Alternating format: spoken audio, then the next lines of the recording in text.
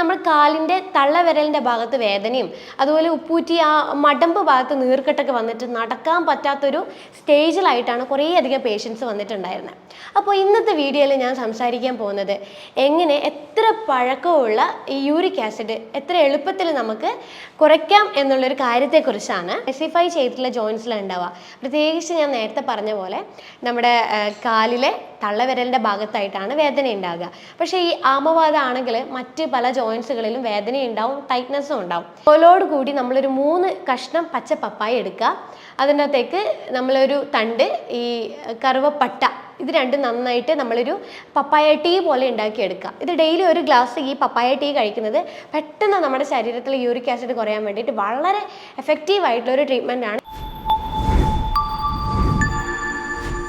Hello, ഞാൻ doctor Ashna's wellness clinic, Kannur, Koothuparamba.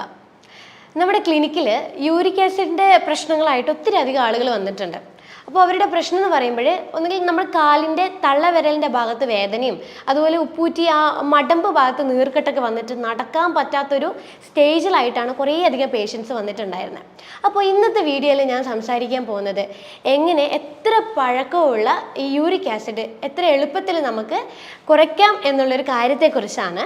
നിങ്ങൾ കേട്ടാണല്ലോ uric acid. ഇപ്പോൾ ഒരാൾ വന്നിട്ട് എനിക്ക് സന്ധിവേദനയാണ്, അപ്പോൾ ഇപ്പുറത്തിരിക്കുന്ന ആൾ പറയും അന്ന് അത് യൂറിക് ആസിഡ് ആയിരിക്കും, വേഗം തന്നെ യൂറിക് ആസിഡ് ചെക്ക് ചെയ്തോന്ന് പറയും.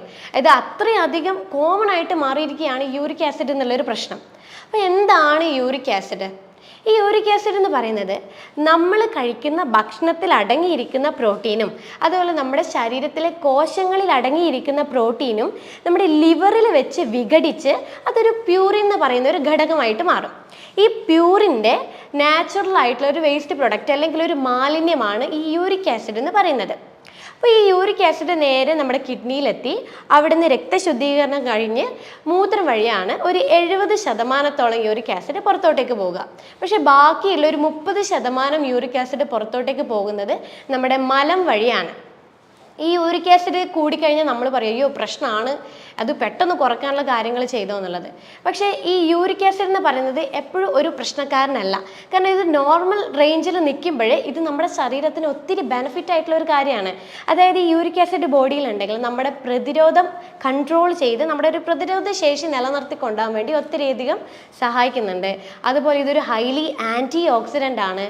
അതുപോലെ നമ്മുടെ നാഡികൾ സ്റ്റിമുലേറ്റ് ചെയ്യാൻ വേണ്ടി വരെ ഹെൽപ്പ് ചെയ്യുന്ന ഒന്നാണ് യൂറിക് ആസിഡ്. പക്ഷേ ഇത് നോർമൽ റേഞ്ചിൽ നിന്ന് കൂടുമ്പോഴാണ് യൂറിക് ആസിഡിൻ്റേതായിട്ടുള്ള പ്രശ്നങ്ങൾ നമ്മുടെ ശരീരത്തിലോട്ട് കാണിക്കുന്നത്. യൂറിക് ആസിഡ് കൂടാനായിട്ട് നമ്മുടെ ബോഡിയിൽ പല കാരണങ്ങളായിട്ടുണ്ടാകും. ആദ്യമായിട്ട് പറയുകയാണെങ്കിൽ അത് കിഡ്നി റിലേറ്റഡ് ആയിട്ടുള്ള പ്രശ്നങ്ങളായിരിക്കും. ചിലപ്പോൾ കിഡ്നിയിൽ അത് നെഫ്രൈറ്റിസ് പോലെയുള്ള കണ്ടീഷൻസോ അല്ലെങ്കിൽ കിഡ്നിയുടെ അരിപ്പകളുടെ റേറ്റ്, അതായത് ഗ്ലോമെറുലാർ ഫിൽട്രേഷൻ റേറ്റ് കുറയുമ്പോഴോ അല്ലെങ്കിൽ കിഡ്നി ഡിസീസോ അല്ലെങ്കിൽ കിഡ്നി സ്റ്റോണോ എന്തെങ്കിലും വരുമ്പോഴാണ് യൂറിക് ആസിഡ് കൂടാനുള്ള ആദ്യത്തെ കാര്യം. പിന്നെയുള്ള കാര്യം എന്ന് പറയുന്നത് ഹൈപ്പോതൈറോയിഡിസം, തൈറോയ്ഡ് റിലേറ്റഡ് ആയിട്ടുള്ള പ്രശ്നങ്ങൾക്ക് യൂറിക് ആസിഡ് കൂടുതലായിരിക്കും. അതുപോലെ ഹൈപ്പർ പാരാതൈറോയിഡിസം ഉള്ളവർക്കും യൂറിക് ആസിഡ് കൂടുതലായിരിക്കും. ഷുഗർ, കൊളസ്ട്രോള്, ഇങ്ങനെയുള്ള ഷുഗർ ഇൻടേക്ക് കൂടുതലായിട്ട് വരുന്ന പ്രശ്നങ്ങൾ, ഇതൊക്കെ കാരണം നമുക്ക് യൂറിക് ആസിഡ് കൂടുതലായിട്ടുണ്ടാവും. യൂറിക് ആസിഡ് കൂടിക്കഴിഞ്ഞാൽ നമ്മുടെ ശരീരത്തിൽ ചില ലക്ഷണങ്ങളായിട്ട് കാണിക്കും. അതിൽ ഏറ്റവും കോമൺ ആയിട്ട് വരുന്നതാണ് ജോയിൻസുകളിൽ ഉണ്ടാവുന്ന കുത്തിപ്പറിക്കുന്ന പോലത്തെ വേദന. പിന്നെ ചിലർക്ക് ഭയങ്കര ക്ഷീണമായിരിക്കും, എപ്പോഴും ഒരു അലസതയായിട്ടാണ് ഉണ്ടാവുക. ചിലവരിൽ എപ്പോഴും ഒരു നടുവേദന വന്നുകൊണ്ടേയിരിക്കും. പക്ഷെ ചിലവരിലാണെങ്കിൽ ഈ യൂറിക് ആസിഡ് കാരണം കിഡ്നി സ്റ്റോൺ വന്നിട്ട് അതിൻ്റെ ഭാഗമായിട്ട് യൂറിനിലോട്ടേക്ക് ബ്ലഡ് ചെറിയ തോതിൽ കാണും. ഇതാണ് യൂറിക് ആസിഡ് വന്നു കഴിഞ്ഞാൽ ശരീരത്തിൽ ഉണ്ടാവുന്ന ചിലതരം ലക്ഷണങ്ങൾ. നമ്മുടെ ബ്ലഡിൽ യൂറിക് ആസിഡിൻ്റെ അളവ് കൂടിക്കഴിഞ്ഞാൽ ഇത് ക്രിസ്റ്റൽസ് ആയിട്ട് മാറും. ഈ ക്രിസ്റ്റൽസ് എന്ത് ചെയ്യും? നമ്മുടെ ജോയിൻസിൽ വന്നിട്ട് അടിഞ്ഞുകൂടും. അപ്പം നമ്മുടെ ശരീരത്തിൽ ഈ ശ്വേതരക്താണുക്കൾ ഉണ്ടല്ലോ, ഈ ശ്വേതരക്താണുക്കൾ വന്നിട്ട് ഈ ക്രിസ്റ്റൽസ് ഒരു ഫോറിൻ ബോഡിയാണെന്നുള്ളത് ഐഡൻറ്റിഫൈ ചെയ്തിട്ട് ഇതിനെ പോയിട്ട് അറ്റാക്ക് ചെയ്യും. ഈ അറ്റാക്ക് ചെയ്യുന്ന സമയത്താണ് ആ അടിഞ്ഞുകൂടിയ ഭാഗത്ത് ഇൻഫ്ലമേഷൻ അല്ലെങ്കിൽ നീർക്കെട്ട് വരിക. ഈ നീർക്കെട്ട് വന്ന് അവിടെ വേദന ഉണ്ടാകുമ്പോഴാണ് ഇതൊരു ഗൗട്ടി ആർത്രൈറ്റിസ് ആയിട്ട് മാറുന്നത്. അതായത് യൂറിക് ആസിഡ് കൂടുമ്പോൾ ജോയിൻസിൽ ഈ ഒരു യൂറിക് ആസിഡ് വന്ന് അടിഞ്ഞുകൂടി ഗൗട്ടി ആർത്രൈറ്റിസ് ആയിട്ട് വരിക.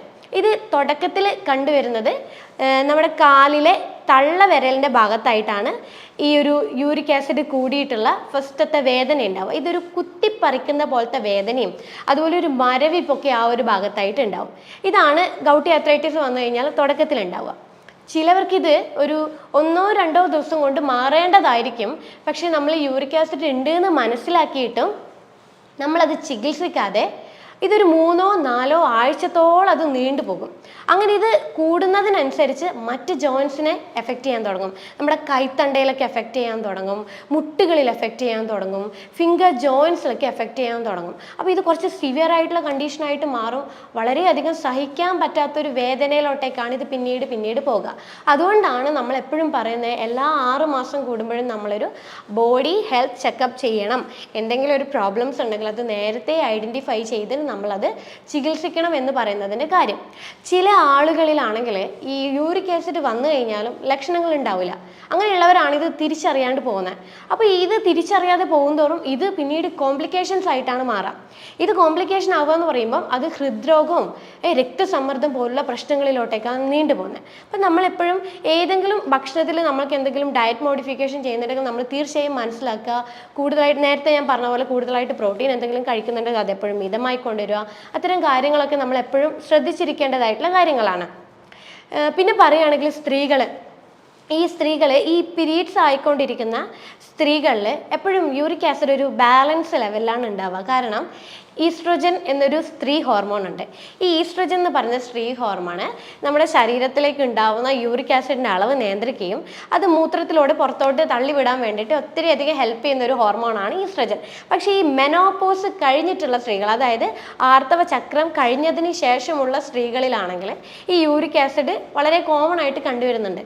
കാരണം ഈസ്ട്രോജൻ എന്ന് പറയുന്ന ഒരു ഹോർമോൺ സപ്പോർട്ടിന് ഇല്ലാത്തത് കൊണ്ട് തന്നെ പെട്ടെന്ന് യൂറിക് ആസിഡ് കൂടാനും അതുപോലെ പെയിന് കാര്യങ്ങളൊക്കെ വരാനുള്ള പോസിബിലിറ്റി കൂടുതലായിരിക്കും.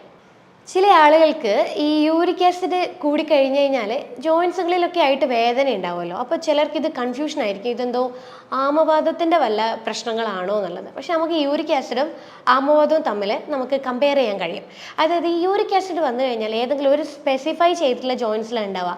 പ്രത്യേകിച്ച് ഞാൻ നേരത്തെ പറഞ്ഞ പോലെ നമ്മുടെ കാലിലെ തള്ളവിരലിൻ്റെ ഭാഗത്തായിട്ടാണ് വേദന ഉണ്ടാവുക. പക്ഷേ ഈ ആമവാദം ആണെങ്കിൽ മറ്റ് പല ജോയിൻസുകളിലും വേദന ഉണ്ടാവും, ടൈറ്റ്നസ്സും ഉണ്ടാവും. പക്ഷേ നേരത്തെ പറഞ്ഞ പോലെ യൂറിക് ആസിഡ് കൺട്രോൾ ഇല്ലാതെ നീണ്ടു നിൽക്കുന്നതാണെങ്കിൽ മാത്രമേ മറ്റ് ജോയിൻസുകളിൽ വന്ന് എഫക്റ്റ് ചെയ്യുള്ളൂ. അത് വളരെ റെയർ ആയിട്ടുള്ള കണ്ടീഷനാണ്. പിന്നെ നമ്മൾ ഈ ഗൗട്ടി ആർത്രൈറ്റിസ് എന്ന് പറയുന്നുണ്ടല്ലോ, അപ്പം നമുക്ക് ബ്ലഡ് ടെസ്റ്റ് ചെയ്യുമ്പോൾ യൂറിക് ആസിഡിൻ്റെ അളവ് എളുപ്പത്തിൽ നമുക്ക് കണ്ടുപിടിക്കാൻ പറ്റും. പക്ഷേ ഗൗട്ടി ആർത്രൈറ്റിസ് ആണോ എന്നുള്ളത് കൺഫേം ചെയ്യണമെങ്കിൽ നമുക്ക് എക്സ്റേയോ അങ്ങനെയുള്ള എന്തെങ്കിലും മെത്തേഡ് വഴി മാത്രമേ നമുക്ക് ഗൗട്ടി ആർത്രൈറ്റിസ് കണ്ടുപിടിക്കാൻ കഴിയുള്ളൂ.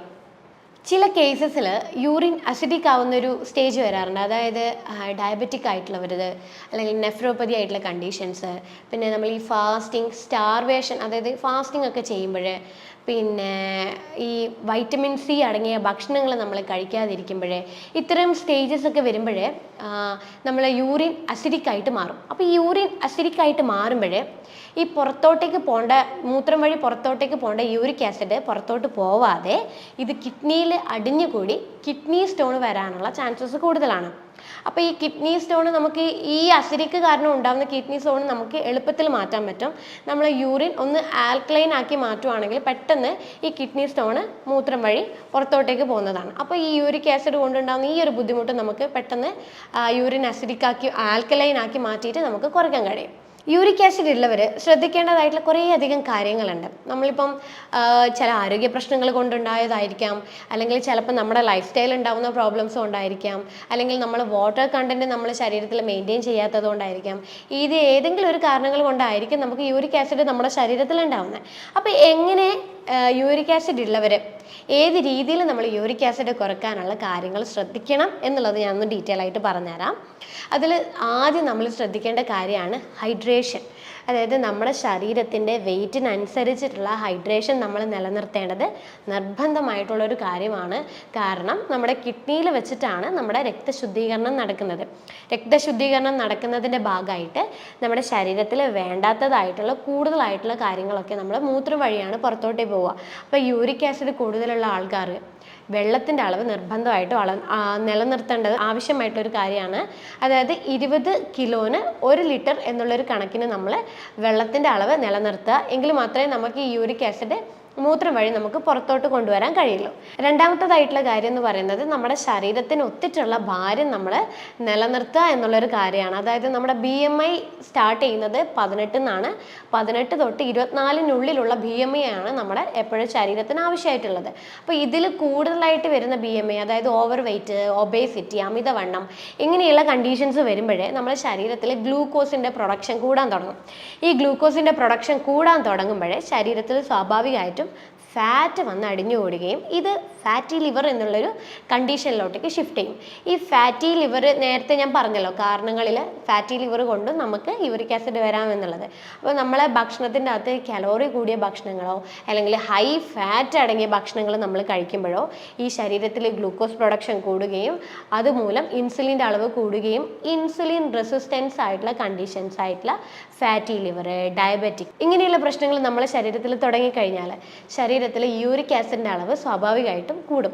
കാരണം യൂറിക് ആസിഡ് എന്ന് പറയുന്നത് ഒരു മെറ്റബോളിസമായി റിലേറ്റഡ് ആയിട്ടുള്ളൊരു ബുദ്ധിമുട്ടാണ്.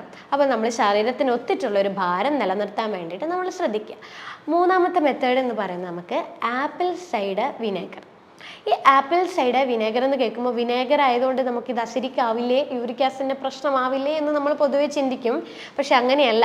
നമ്മൾ ഈ ആപ്പിൾ സൈഡർ വിനേഗർ കഴിക്കുമ്പോൾ ആപ്പിൾ സൈഡർ വിനേഗറിൽ അടങ്ങിയിരിക്കുന്ന മാലിക് ആസിഡ് നമ്മുടെ ശരീരത്തിൻ്റെ യൂറിക് ആസിഡ് പുറത്തോട്ടേക്ക് തള്ളിവിടാൻ വേണ്ടിയിട്ട് ഒത്തിരി അധികം ബെനിഫിറ്റ് ആയിട്ടുള്ള കാര്യമാണ്. അതായത് ദിവസം 1-2 ടീസ്പൂണ് ഒരു ഗ്ലാസ് വെള്ളത്തിൽ നമ്മൾ മിക്സ് ചെയ്തിട്ട് ഒരു നേരം നമ്മൾ ദിവസവും കഴിക്കുന്നത് യൂറിക് ആസിഡ് കുറയാൻ വേണ്ടിയിട്ട് വളരെ ബെനിഫിറ്റ് ആയിട്ടുള്ള ഒരു കാര്യമാണ്. നാലാമത്തെ കാര്യം എന്ന് പറയുന്നത് ഞാൻ നേരത്തെ പറഞ്ഞതുപോലെ ഈ ഹൈ ഫ്രക്ടോസ് അടങ്ങിയിട്ടുള്ള ഭക്ഷണങ്ങൾ, അതായത് ചിലപ്പോൾ തേനാവാം, അല്ലെങ്കിൽ ഫ്രൂട്ട്സ് കൂടുതലായിട്ട് എടുക്കുന്നവരാവാം, അല്ലെങ്കിൽ ഡ്രിങ്ക്സ്, ഈ കാർബണേറ്റഡ് ആയിട്ടുള്ള ഡ്രിങ്ക്സ് കഴിക്കുന്നവരാവാം. അങ്ങനെയുള്ളവരൊക്കെ ഇത്തരം ഫുഡുകൾ ഫുള്ളായിട്ട് സ്റ്റോപ്പ് ചെയ്യാൻ വേണ്ടി ശ്രമിക്കുക. ഈ കാർബണേറ്റഡ് ഡ്രിങ്ക്സിലൊക്കെ ഹൈ പ്യൂറിൻ അളവ് കൂടുതലായിരിക്കും. അതുകൊണ്ട് തന്നെ അത് ഫുള്ളായിട്ട് ജങ്ക് ഫുഡ്സ് കാര്യങ്ങളൊക്കെ ഫുള്ളായിട്ട് സ്റ്റോപ്പ് ചെയ്യാൻ വേണ്ടി ശ്രമിക്കുക. പിന്നെ ഈസ്റ്റ് അടങ്ങിയ ഭക്ഷണങ്ങൾ നമ്മൾ ഫുള്ളായിട്ട് നിർത്തുക. അതായത് കേക്ക്, ബ്രെഡ്സ്, ആൽക്കഹോൾ ഇങ്ങനെയുള്ള കാര്യങ്ങളൊക്കെ നിർബന്ധമായിട്ട് നമ്മൾ ഭക്ഷണത്തിൽ നിന്ന് ഒഴിവാക്കാൻ വേണ്ടി ശ്രമിക്കുക. പിന്നെ ഈ വൈറ്റമിൻ സി റിച്ച് ആയിട്ടുള്ള ഫ്രൂട്ട്സ് ഉണ്ടല്ലോ, പ്രത്യേകിച്ച് ചെറുനാരങ്ങ. ഡെയിലി 1 ഗ്ലാസ് ചെറുനാരങ്ങ വെള്ളം നമ്മൾ വെറും വയറ്റിൽ ദിവസവും കഴിക്കുന്നത് യൂറിക് ആസിഡ് കുറയാൻ വേണ്ടിയിട്ട് വളരെ ബെനിഫിറ്റ് ആയിട്ടുള്ളൊരു കാര്യമാണ്. കാരണം ഈ വൈറ്റമിൻ സി എന്ന് പറയുന്നത് ആൻറ്റി ഓക്സിഡൻ്റ് ആണ്. അപ്പോൾ ഈ ആൻറ്റി ഓക്സിഡൻസ് നമ്മളെ ബോഡിയിൽ ഉണ്ടാവുന്ന ഓരോ തരത്തിലുള്ള പ്രശ്നങ്ങൾ പുറത്തോട്ടേക്ക് കളയാൻ വേണ്ടിയിട്ട് ഹെൽപ്ഫുള്ളാണ്. അതുകൊണ്ട് തന്നെ വൈറ്റമിൻ സി റിച്ച് ആയിട്ടുള്ള ഫ്രൂട്ട്സ്, പൈനാപ്പിൾ, അതുപോലെ ലെമൺ, ഓറഞ്ച് ഇങ്ങനെയുള്ള കാര്യങ്ങളൊക്കെ നമ്മൾ നന്നായിട്ട് ഭക്ഷണത്തിൽ ഉൾപ്പെടുത്താൻ വേണ്ടി ശ്രമിക്കുക. പിന്നെ ഈ ചെറീസ് ഉണ്ടല്ലോ, ചെറീസൊക്കെ ദിവസവും കഴിക്കുന്നത് വളരെ നല്ലതാണ്. ചെറീസിൻ്റെ ജ്യൂസ് ഒരു 10-15ഓളം ചെറീസ് ദിവസവും കഴിക്കുന്നത് യൂറിക് ആസിഡ് പുറത്തോട്ടേക്ക് കുറയാൻ വേണ്ടിയിട്ട് സഹായിക്കുന്നുണ്ട്. പിന്നെ നല്ലപോലെ നമ്മൾ ഫൈബർ റിച്ച് ആയിട്ടുള്ള ഭക്ഷണങ്ങൾ കഴിക്കാൻ വേണ്ടി ശ്രമിക്കുക. അതായത് വെജിറ്റബിൾസ് നല്ല രീതിയിൽ ഭക്ഷണത്തിൽ ഉൾപ്പെടുത്തുക. വെജിറ്റബിൾസ് നല്ല രീതിയിൽ നമ്മൾ ഉൾപ്പെടുത്തുമ്പോഴേ നമ്മളെ യൂറിൻ നല്ലപോലെ ആൽക്കലൈൻ ആവാൻ തുടങ്ങും. യൂറിൻ ആൽക്കലൈൻ ആവാൻ തുടങ്ങുമ്പോൾ സ്വാഭാവികമായിട്ടും നമ്മുടെ യൂറിക് ആസിഡ് പുറത്തോട്ടേക്ക് തള്ളിവിടാൻ വേണ്ടി വളരെ ബെനിഫിറ്റ് ആയിട്ടുള്ള ഒരു കാര്യമാണ്. പിന്നെ നമുക്ക് കുറച്ച് റെമഡികൾ നോക്കാം. അതായത് ഈ യൂറിക് ആസിഡ് ഫേസ് ചെയ്യുന്നവർ എപ്പോഴും എന്തെങ്കിലും ഒരു ടിപ്സോ കാര്യങ്ങളോ ഉണ്ടോ എന്നുള്ളത് ചോദിക്കും. എപ്പോഴും അത് ചോദിക്കുന്ന ഒരു കാര്യമാണ്. അപ്പോൾ നമുക്ക് വീട്ടിലിരുന്നുകൊണ്ട് തന്നെ ചില റെമഡീസ് വെച്ചിട്ട് നമുക്ക് യൂറിക് ആസിഡ് നാച്ചുറലി കുറയ്ക്കാൻ പറ്റും. അതായത് ഈ ചിറ്റമൃത് എന്ന് കേട്ടിട്ടുണ്ടല്ലോ, നമ്മളെ ചില വീട്ടിലൊക്കെ വളരെ കോമൺ ആയിട്ട് കാണുന്നതാണ് ചിറ്റമൃത്. ഇതിന് ഷുഗർ വള്ളി എന്ന് പറയും. പക്ഷേ ഈ ചിറ്റമൃത് എന്ന് പറയുമ്പോഴേ അത് നമ്മളെ ശരീരത്തിൽ ഉണ്ടാവുന്ന നീർക്കെട്ട് കയറിയിട്ടുള്ള ബുദ്ധിമുട്ടുകളും ഈ ഗൗട്ടി ആർത്രൈറ്റിസിൻ്റെ വേദനകൾ കാര്യങ്ങളും യൂറിക് ആസിഡിൻ്റെ അളവും ഒക്കെ കാര്യങ്ങളൊക്കെ നല്ലോണം കുറയ്ക്കാൻ വേണ്ടി ഹെൽപ്ഫുള്ളാണ്. അപ്പോൾ ഒരു തണ്ടും അതിൻ്റെ ഇലകളോട് കൂടിയിട്ട് നമ്മൾ ചിറ്റമൃത് എടുക്കുക. എന്നിട്ട് തലേ ദിവസം രാത്രി 1 ഗ്ലാസ് വെള്ളത്തിൽ നമ്മളത് പൊതിർത്ത് വെക്കുക. പിറ്റേ ദിവസം രാവിലെ ഇതൊന്ന് ചതച്ച് നമ്മൾ 1 ഗ്ലാസ് വെള്ളത്തിൽ ഇതൊന്ന് തിളപ്പിച്ചെടുത്ത് അത് കുറുക്കി ഒരു 1/2 ഗ്ലാസ് ആക്കി മാറ്റുക. ഈ 1/2 ഗ്ലാസ് വെള്ളം നമ്മൾ രാവിലെയും വൈകുന്നേരമായിട്ട് സ്ഥിരമായിട്ടൊരു 2 ആഴ്ചയോളം കുടിക്കുമ്പോൾ പെട്ടെന്ന് നമ്മുടെ യൂറിക് ആസിഡിൻ്റെ അളവ് കുറഞ്ഞ് ഈ ഗൗട്ടി ആർത്രൈറ്റിസിൻ്റെതായിട്ടുള്ള പെയിനും നീർക്കെട്ടും കാര്യങ്ങളൊക്കെ നല്ലപോലെ കുറയുന്നതാണ്. ഈ ചിറ്റമൃത് കുറച്ചല്ല വളരെയധികം കയ്പ്പാണ്, എന്നാലും വളരെ എഫക്റ്റീവ് ആയിട്ടുള്ളൊരു നല്ലൊരു റെമഡിയാണ്. അപ്പോൾ ഇത് കയ്പ്പാണെന്ന് വെച്ച് നിങ്ങൾ കഴിക്കാതിരിക്കരുത്. യൂറിക് ആസിഡ് കുറയണമെങ്കിൽ കഴിച്ചു നോക്കൂ. 2 ആഴ്ച കൊണ്ട് തന്നെ നിങ്ങൾ യൂറിക് ആസിഡ് നോർമൽ ലെവലിലേക്ക് വരുന്നതായിരിക്കും. പിന്നെ ഒരു കാര്യം നമുക്ക് ചെയ്യാൻ പറ്റുന്നതാണ് ഈ പച്ച പപ്പായ. ഒരു തോലോട് കൂടി നമ്മളൊരു 3 കഷ്ണം പച്ച പപ്പായ എടുക്കുക. അതിൻ്റെ അകത്തേക്ക് നമ്മളൊരു തണ്ട് ഈ കറുവപ്പട്ട, ഇത് രണ്ടും നന്നായിട്ട് നമ്മളൊരു പപ്പായ ടീ പോലെ ഉണ്ടാക്കിയെടുക്കുക. ഇത് ഡെയിലി ഒരു ഗ്ലാസ് ഈ പപ്പായ ടീ കഴിക്കുന്നത് പെട്ടെന്ന് നമ്മുടെ ശരീരത്തിൽ യൂറിക് ആസിഡ് കുറയാൻ വേണ്ടിയിട്ട് വളരെ എഫക്റ്റീവ് ആയിട്ടുള്ളൊരു ട്രീറ്റ്മെൻ്റ് ആണ്. ഈ പപ്പായ ടീ പെട്ടെന്ന് നമ്മുടെ ശരീരത്തിൽ അടിഞ്ഞുകൂടിയിരിക്കുന്ന യൂറിക് ആസിഡിൻ്റെ അളവ് കുറച്ച് ഗൗട്ടി ആർത്രൈറ്റിസ് കൊണ്ടുണ്ടാവുന്ന വേദനയൊക്കെ പെട്ടെന്ന് കുറയാൻ വേണ്ടിയിട്ട് ഒത്തിരി അധികം ബെനിഫിറ്റ് ആയിട്ടുള്ളൊരു കാര്യമാണ് ഇത്. ഈ നേരത്തെ പറഞ്ഞ 2 കാര്യങ്ങൾ ഞാൻ എൻ്റെ പേഷ്യൻസിന് എപ്പോഴും പറഞ്ഞു കൊടുക്കുന്ന ഒരു കാര്യമാണ്. നല്ല രീതിയിൽ നിങ്ങൾക്ക് റിസൾട്ട് ലഭിക്കും. അപ്പോൾ ഞാൻ നേരത്തെ പറഞ്ഞതുപോലെയുള്ള യൂറിക് ആസിഡ് കുറയാനുള്ള കാര്യങ്ങൾ നിങ്ങൾ യൂറിക് ആസിഡ് കുറയാൻ വേണ്ടിയിട്ട് ചെയ്യുക. അതായത് ഫുഡ് കാര്യങ്ങളൊക്കെ മാറ്റം വരുത്തുക, ഫിസിക്കൽ ആക്ടിവിറ്റീസ് എല്ലാ കാര്യങ്ങളും കൂട്ടുക, അതുപോലെ വെള്ളത്തിൻ്റെ അളവ് കാര്യങ്ങളൊക്കെ നിയന്ത്രിക്കുക, ഉൾപ്പെടുത്താൻ പറ്റുന്ന ഭക്ഷണങ്ങൾ എല്ലാ കാര്യങ്ങളും ശ്രദ്ധിക്കുക. എന്നിട്ടും നിങ്ങളുടെ യൂറിക് ആസിഡ് കുറയുന്നില്ലെങ്കിൽ തീർച്ചയായിട്ടും നിങ്ങളൊരു ഡോക്ടറെ കൺസൾട്ട് ചെയ്തിട്ട് അവരൊരു അഡ്വൈസ് നേടുക. അപ്പോൾ അടുത്തൊരു ഹെൽത്ത് ടോപ്പിക്കുമായിട്ട് അടുത്ത വീഡിയോയിൽ കാണാം. അതുവരേക്കും ബൈ.